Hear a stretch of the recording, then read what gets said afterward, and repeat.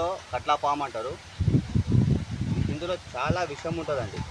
ఈ పాముతో చాలా జాగ్రత్తగా ఉండాలి, ఆటలు ఆడకూడదు. వర్షానికి చాలా వెళ్తాయి. అర్ధరాత్రి సమయం పూటనే, రాత్రి పూటనే బయటికి వెళ్తుంటాయి ఈ పాములు.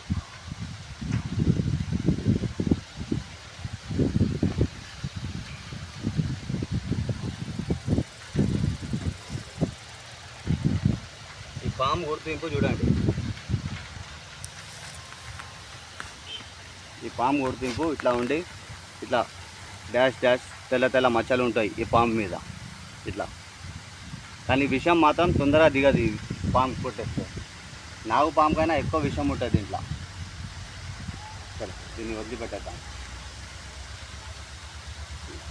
इतना कर हैं चलो चलो बेटा बहुत काट दिए, चलो एंजॉय कर लो,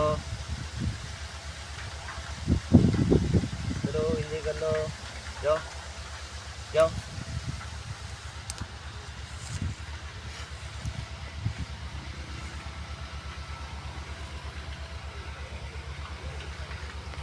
ओके फ्रेंड, थैंक यू।